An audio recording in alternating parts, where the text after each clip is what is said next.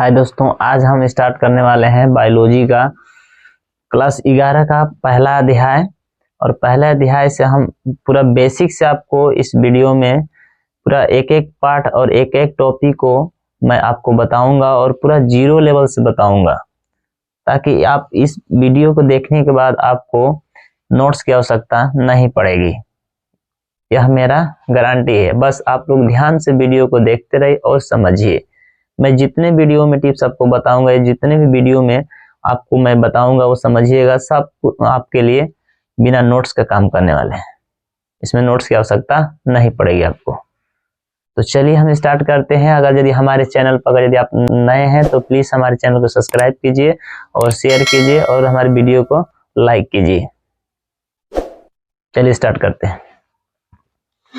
सबसे पहले chapter start करने से पहले हम जानेंगे इस चैप्टर में कुछ बेसिक कंसेप्ट है, उसके बारे में हम लोग जानते हैं। तो स्टार्ट करते हैं।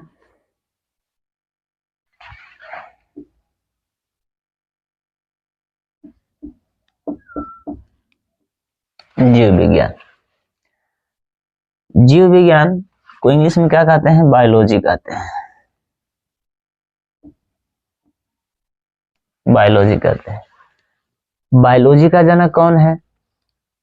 सबसे अगर यदि बायोलॉजी के स्टूडेंट आप लोग हैं तो सबसे पहले प्रश्न ये उठता है कि बायोलॉजी का जनक कौन है, या बायोलॉजी की परिभाषा यानी जीव विज्ञान की परिभाषा क्या है।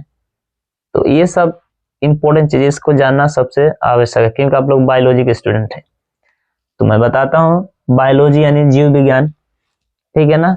इसके जनक कौन है? अरस्तु। कौन है? अरस्तु। ये तो पता चल गया कि जीव विज्ञान के जनक कौन है। बहुत लोग बहुत जगह में फादर्स भी बोला जाता है, किताबों में फादर्स के नाम से लिखा गया है, तो आप भी फादर्स बोल सकते हैं, ऐसी कोई बात नहीं, लेकिन हमने जनक बोला, ठीक है ना। तो जीव विज्ञान के जनक कौन? अरस्तु है। अब जीव विज्ञान को दो पार्ट यानी दो शाखाओं में रखा गया। आप समझिएगा, अगर यदि एक बैग में मैं सब कुछ जितना आपका सब्जेक्ट है सबको एक ही किताब में मैं उसको पैक कर देता हूँ, यानी एक ही किताब में सब सब्जेक्ट को मैंने रख दिया, रखने के बाद उसको बैग में रख दिया। अब मैं बोलूंगा कि सब जो सब्जेक्ट है उसको आप लोग बारी बारी से पढ़िए, या सबका अध्ययन करना क्या इम्पॉसिबल होगा? आप ही लोग बताइए। तो जब यह इम्पॉसिबल नहीं होगा, जब यह देखा गया कि एक किताब से बाकी सभी अध्ययन करना कठिनाई होगी, यानी सभी को अध्ययन करना मुश्किल का सामना करना पड़ेगा, तब उसने क्या किया कि इसको दो पार्ट्स में डिवाइड कर दिया गया, यानी दो भागों में इसको क्या कर दिया गया? बांट दिया गया। तो सबसे पहले किसको बांटा गया? जंतु विज्ञान को, यानी बायोलॉजी के दो टाइप्स, ठीक है। बायोलॉजी के दो टाइप, पहला इन दो प्रकार के बायोलॉजी जीव विज्ञान को दो भागों में बांटा गया है। अगर यदि इस तरह कहा जाए तो बायोलॉजी को दो भागों में बांटा गया है। पहला जंतु विज्ञान,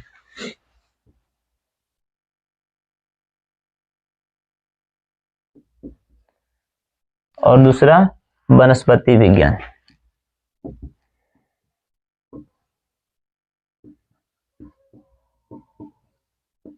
जंतु विज्ञान और वनस्पति विज्ञान, इनको याद रखना सबसे आसान चीज है। अब आप लोग सोचते हैं कैसे? तो देखिए, जंतु विज्ञान को याद रखना सबसे आसान इसलिए है क्योंकि इसमें कोई ज्यादा दिमाग दौड़ाने की जरूरत नहीं है। देखिए, एक स्थान से जो दूसरे स्थान हिल डुल सकता है उसको हम जंतु विज्ञान में अध्ययन करेंगे, ठीक है ना। एक स्थान से दूसरे स्थान हिलना डुलना ही क्या होगा? जंतु विज्ञान का परिभाषा कहलाएगा, यानी जंतु विज्ञान में उसका अध्ययन करेंगे। तो इसमें क्या लिख सकते हैं? एक स्थान से, एक स्थान से दूसरे स्थान, एक स्थान से दूसरे स्थान मतलब हिल डुल सकता है, उसे हम जंतु विज्ञान में अध्ययन करेंगे। अब इधर वो एक ही जगह खड़ा रहेगा, जैसे पेड़ को आप लोग देखे होंगे एक ही जगह चुपचाप खड़ा रहता है, तो उसका अध्ययन किस में करेंगे? वनस्पति में करेंगे, ठीक है ना। तो जैसे एक स्थान पर ही स्थिर रहना,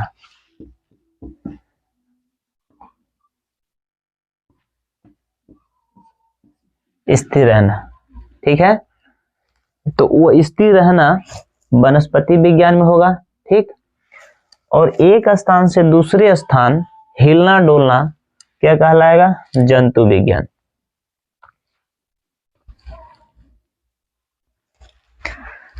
तो अब ये तो हम जान गए, इसको याद करने का सबसे आसान तरीका हिलना डोलना जंतु विज्ञान, एक जगह वो खड़ा रहना वनस्पति विज्ञान। चलिए ठीक है।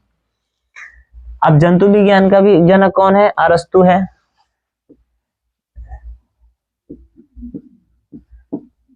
अरस्तु है। और वनस्पति विज्ञान का थियोफ्रास्टस है।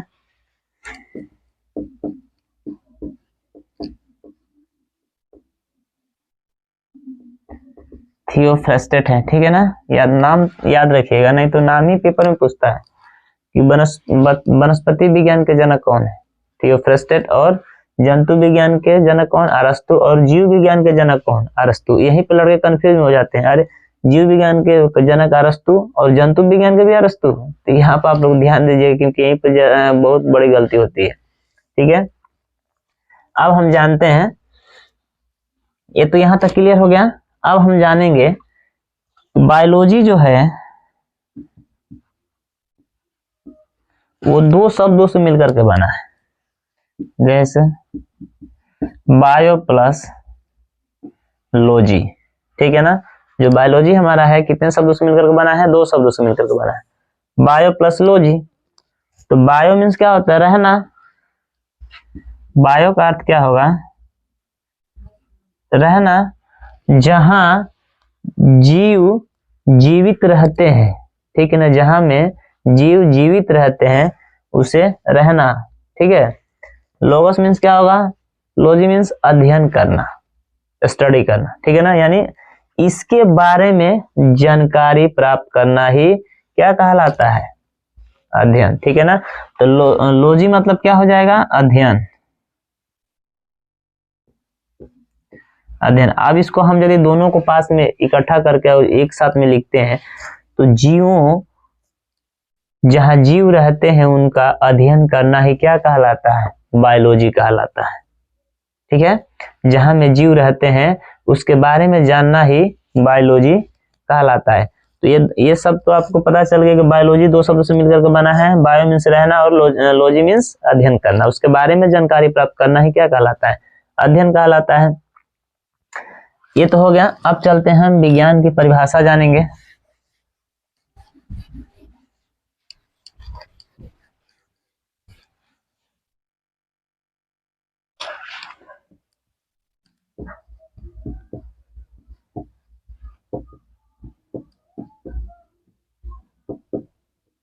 विज्ञान की परिभाषा। विज्ञान की परिभाषा क्या है? तो विज्ञान की वह शाखा जिसमें जीवों का अध्ययन किया जाता है। विज्ञान का वह शाखा जिसमें जीवों का अध्ययन किया जाता है उसे हम क्या कहते हैं? विज्ञान की परिभाषा कहते हैं।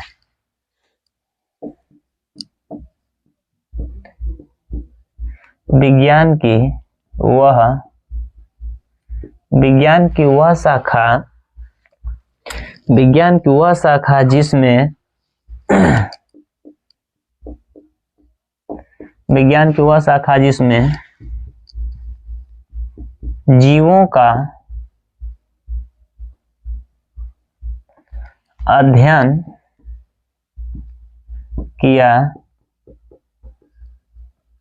जाता है उसे हम क्या कहते हैं? विज्ञान की परिभाषा कहते हैं।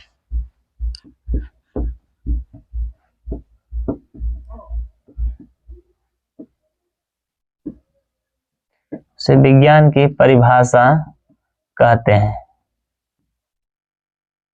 ठीक है। अब तो आप लोगों को पता चल गया कि विज्ञान की परिभाषा क्या होती है। और ये सबसे महत्वपूर्ण ये प्रश्न है, कोई भी पूछ सकता है आपसे कि विज्ञान का अर्थ क्या है, या विज्ञान किसे कहते हैं, या विज्ञान की परिभाषा क्या है, बताइए। अक्सर हम पेपरों में देखे हैं कि यह प्रश्न उठाता है 1 नंबर के लिए, विज्ञान की परिभाषा क्या है। तो इसीलिए मैं सोचा कि इस चीज बताना सबसे इंपॉर्टेंट चीज होगा, क्योंकि विज्ञान की वह शाखा जिसमें जीवों का अध्ययन किया जाता है उसे हम क्या कहते हैं? विज्ञान की परिभाषा कहते हैं, ठीक है। यहाँ तक तो क्लियर हो गया? कोई दिक्कत? चलिए आगे बढ़ते हैं। अब हम जानेंगे, ये तो विज्ञान की परिभाषा हो गया। अब जंतु विज्ञान की परिभाषा किसे कहते हैं, जंतु विज्ञान की परिभाषा क्या होता है?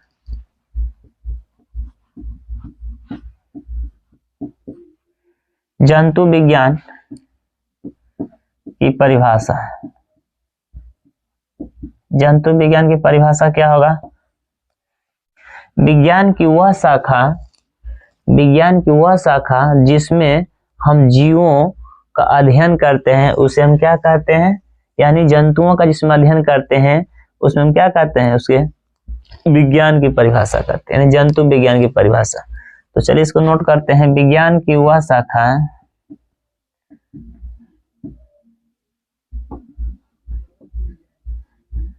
विज्ञान की वह शाखा जिसमें जंतुओं का अध्ययन किया जाता है उसे जंतु विज्ञान,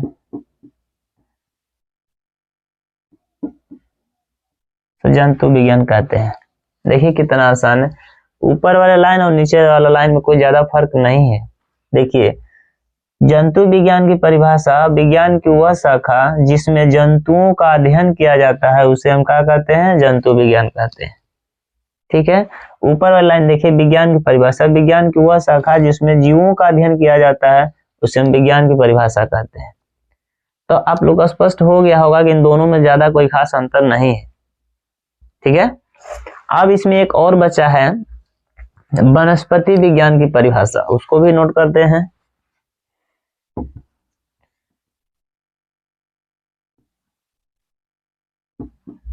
वनस्पति विज्ञान की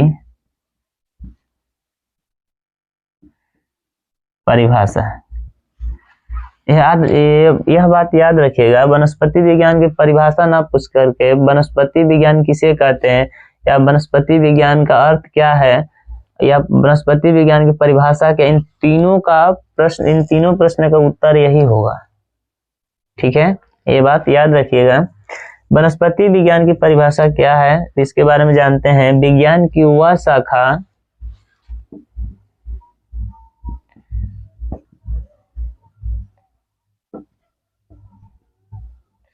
विज्ञान की वह शाखा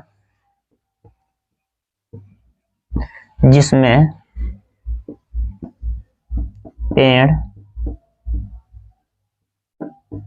पेड़ पौधों का अध्ययन किया जाता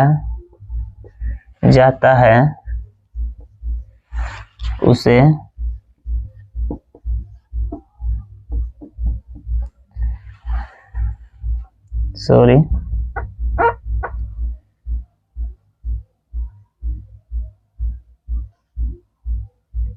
उसे वनस्पति विज्ञान कहते हैं। देखिए तीनों का परिभाषा एकदम सेम है, एक परिभाषा आप लोग याद कर लीजिए, बाकी तीनों का परिभाषा आप लोग का तैयार हो जाएगा। वनस्पति विज्ञान की परिभाषा, विज्ञान की वह शाखा जिसमें पेड़ पौधों का अध्ययन किया जाता है उसे वनस्पति विज्ञान कहते हैं। आप लोग तो जानते हैं कि वनस्पति विज्ञान में किसका अध्ययन किया जाता है? पेड़ पौधों का ही अध्ययन किया जाता है। तो हमने यह 3 पॉइंट्स जाने, विज्ञान की परिभाषा, जंतु विज्ञान की परिभाषा और वनस्पति विज्ञान की परिभाषा। अब जो हम इसके आगे वाले पॉइंट को जानेंगे वह हमारा है सजीव। वैसे इस चैप्टर में जो जानना है वह सजीव निर्जीव के बारे में ही जानना है। ठीक है, तो अब इसके बाद जो हमारा पॉइंट आएगा वह क्या होगा? सजीव। सजीव किसे कहते हैं या सजीव का अर्थ क्या है या सजीव की परिभाषा क्या है, हम उसके बारे में जानते हैं।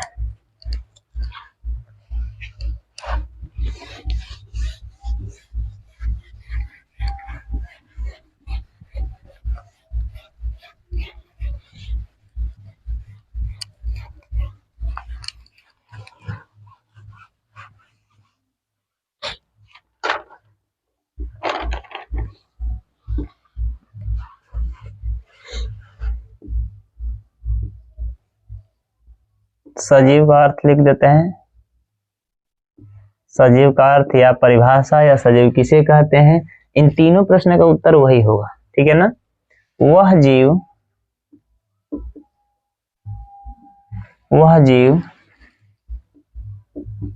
जो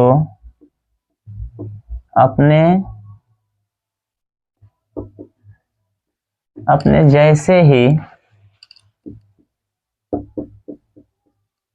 संतान उत्पत्ति करता है और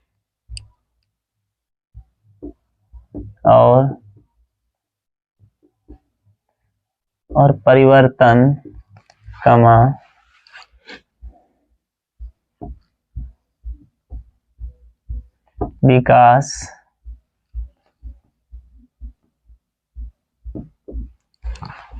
विकास ब्रैकेट में वृद्धि भी लिख दिए हैं ताकि समझने में आप लोग को दिक्कत नहीं होगी। तो विकास देखिए, वह जीव जो अपने जैसे ही संतान उत्पत्ति करता है और परिवर्तन विकास यानी अपने आप में क्या करना, परिवर्तन करना और विकास करना ही क्या कहलाता है, सजीव कहलाता है।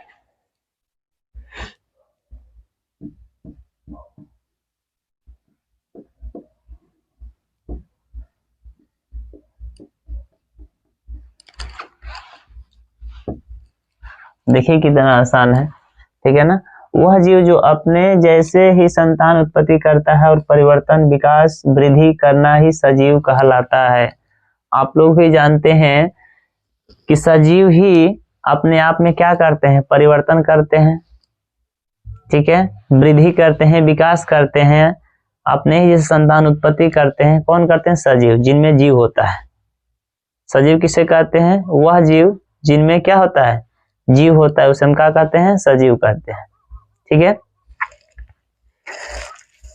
तो ये तो हमने जाना सजीव का अर्थ क्या होता है या सजीव किसे कहते हैं। अगर सजीव को देखा जाएगा, सजीव दो प्रकार के होते हैं, एक निर्जीव होता है और एक क्या होता है, एक सजीव होता है। तो इसके बाद मैं उसको भी बताऊंगा, ठीक है। अब इसके बाद हम जानते हैं जीव में जो जीवधारी होते हैं उनके लक्षण क्या क्या होते हैं। जीवधारियों का लक्षण,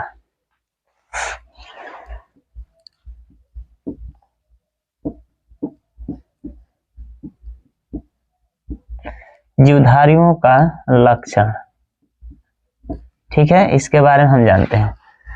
तो सबसे जो पहला पॉइंट आता है वो क्या होगा, वृद्धि। इसमें सबसे जो पहला पॉइंट आएगा जो हम लोग को पढ़ना है वो क्या है, वृद्धि। वृद्धि का तो वैसे भी आप लोग और जानते हैं, वृद्धि मतलब विकास करना, ठीक है। तो वृद्धि को हम दो तरह से देखते हैं। वृद्धि की कितने टाइप्स हो जाएंगे, दो टाइप्स हो जाएंगे। जीवधारियों का जो लक्षण है पहला क्या है, वृद्धि, और वृद्धि कितने टाइप्स हो जाएंगे, दो टाइप्स। पहला क्या हो जाएगा, सजीव, और दूसरा निर्जीव। सजीव, निर्जीव। अब इसमें हम यह जानेंगे कि सजीव तो पहले ही बता दें सजीव किसे कहते हैं या सजीव का अर्थ क्या होता है या सजीव की परिभाषा क्या होती है। अब निर्जीव का भी जानना है, क्योंकि निर्जीव का अर्थ क्या होता है, जिसमें जीव नहीं होते हैं। तो इसका अर्थ क्या होगा, बिना जीव का, ठीक है ना, बिना जीव यानी जिसमें जीव नहीं होता है। और सजीव का अर्थ होगा जिसमें जीव हो। क्या हो, जिसमें जीव हो उसे हम क्या कहते हैं, सजीव कहते हैं, और जिसमें जीव नहीं होगा उसमें क्या कहते हैं, उसे निर्जीव कहते हैं। तो सजीव में जो वृद्धि होगा वो तीन प्रकार से होगा। पहला आकार, पहला क्या होगा, आकार। आप लोग देखे होंगे कि सजीव में उनमें धीरे धीरे विकास होता है, यानी वो एक छोटे से क्या होते हैं, ऊपर की तरफ बढ़ते हैं, ठीक है ना। तो जब ऊपर की तरफ वो बढ़ते हैं, इनका आकार में क्या होता है, परिवर्तन होता है। पहले छोटे थे, सपोज मानिए कि पहले इतने छोटे थे, अब वह बढ़ करके इतने बड़े हो गए, तो उनके आकार में परिवर्तन हुआ कि नहीं हुआ। तो ठीक वही चीज यहाँ पे है, उनके आकार में क्या होता है, परिवर्तन होना। दूसरे में देखेंगे भार बढ़ना। ये कन्फर्म है, आप लोग भी सोच सकते हैं कि अगर यदि किसी सजीव का आकार बढ़ता है तो उसका भार भी बढ़ेगा। यही अगर पहले 5 किलो का था तो इस समय कितना का हो जाएगा, 20 केजी का हो जाएगा, क्योंकि इसका जब आकार बढ़ा तो इसका भार भी बढ़ेगा। तो जब आकार बढ़ेगा तो भार बढ़ेगा, जब भार बढ़ेगा तो संख्या बढ़ेगी। तो तीसरे पॉइंट में हम क्या रख सकते हैं, संख्या, क्योंकि संख्या में वृद्धि होती है। जब बड़ा होगा तो ये भी संख्या का क्या करेगा, संख्या एक से 2 करेगा, तो 2 से 4 होंगे। तो इस तरह क्या होगा, संख्या में बढ़ोतरी होगी। तो सजीवों में वृद्धि जो होता है 3 प्रकार से होता है। पहला आकार में होता है, दूसरा भार में होता है और तीसरा संख्या में होता है। आप एक बात बताइए, क्या निर्जीव में इस प्रकार का वृद्धि होता है?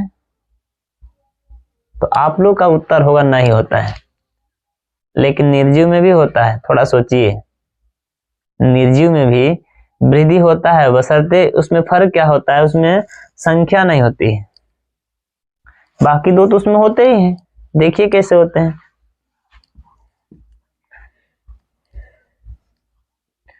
पर्वत आप लोग देखे होंगे, पर्वत में क्या होता है, जो पहाड़ होता है उसको आप इस समय जा करके देखिएगा कि इतना बड़ा है, इतना बड़ा है, और कुछ समय के बाद जा करके देखिएगा तो इसमें क्या हो जाएगा, थोड़ा सा परिवर्तन हो जाएगा। हो सकता है बड़ा ऊंचा हो जाएगा, और पहले इतना छोटा था, अब जाकर देखेंगे तो उससे क्या हो जाएगा, थोड़ा ऊंचा हो जाएगा। तो उसके आकार में परिवर्तन हुआ। जब उसके आकार में परिवर्तन होगा तो उसके भार में भी परिवर्तन होगा। यही सजीव में ही हम पहले ही बताए हैं कि जब आकार बढ़ेगा तो क्या बढ़ेगा, भार भी बढ़ेगा। ठीक उसी प्रकार जब इस पर्वत में आकार का परिवर्तन हुआ तो इसमें भार भी परिवर्तन होगा। ठीक उसी प्रकार जो रेत है,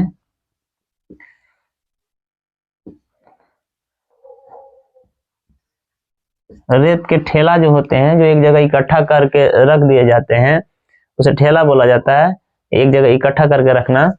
तो उसमें भी देखिएगा, उसमें भी अगर कोई छोटा होता है रेत का टुकड़ा या कोई बड़ा होता है, तो उसमें भी क्या होता है, अगर यदि बड़ा होगा तो उसका भी भार होगा, यानी उसका आकार में बड़ा होगा तो उसका भार भी बड़ा होगा। अगर उसके आकार में छोटा होगा तो उसका भार भी छोटा होगा।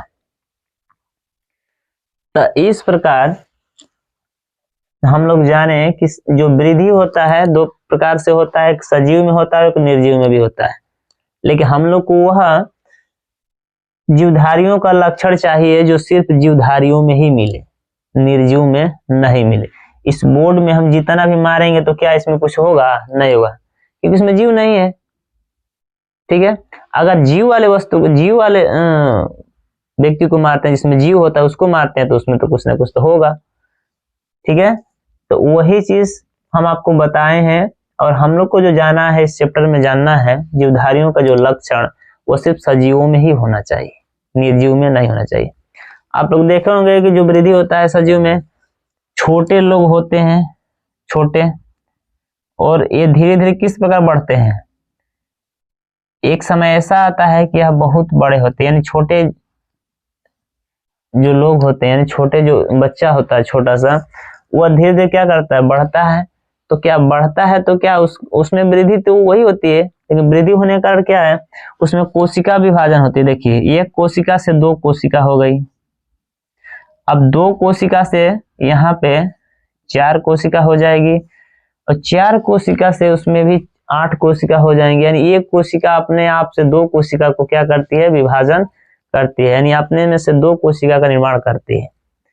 तो इस प्रकार जीवों में, मनुष्यों में क्या होता है, कोशिका एक दूसरे विभाजन होते जाता है और हमारा शरीर बढ़ते जाता है। वृद्धि में एक चीज और भी आप लोग को याद रखना होगा कि जो सजीव में होते हैं उनमें जो निश्चित होता है वो वृद्धि निश्चित होती है, लेकिन जो पेड़ पौधे में होते हैं उसमें वृद्धि अनिश्चित होती है। नहीं तो सपोज मानिए कि अगर यदि हम लोग में अनिश्चित वृद्धि होता तो हम लोग पेड़ से भी बड़े हो जाते हैं, तब तो हम लोग ऐसे भी लोग देख करके भागने लगते हैं, सब तो बड़े ही बड़े हो जाते हैं, पेड़ से भी ऊंचा हो जाते हैं। लेकिन हम लोग में निश्चित वृद्धि है, 18 ईयर्स तक ही हम लोग का वृद्धि बढ़ता है। और पेड़ पौधों में क्या है, इन लोगों में अनिश्चित वृद्धि है, ये अंत काल तक ही बढ़ते रहते हैं। छोटे से लेकर जब तक वो मरते नहीं है तब तक वो बढ़ते ही रहते हैं। ठीक है, तो आज हम लोग इस अध्याय में पहला थोड़ा सा बेसिक कंसेप्ट जाने, चैप्टर का पहला अध्याय स्टार्ट किए हैं। और इसके बाद वाला जो टॉपिक होगा इसको हम अगले वीडियो में इसको बनाएंगे। ये पार्ट 1 का होगा। प्रत्येक वीडियो का पार्ट 1 पार्ट 2 हम वॉइस करके इसे डालेंगे ताकि आप लोगों को पढ़ने में दिक्कत नहीं होगी और समझने में भी कोई दिक्कत नहीं होगा। बशर्ते आज थोड़ा मेरा तबीयत डाउन होने की वजह से थोड़ा आवाज इधर उधर होता होगा, उसके लिए माफी चाहता हूं, लेकिन अगले वीडियो से इस तरह का नहीं होगा। Thank you.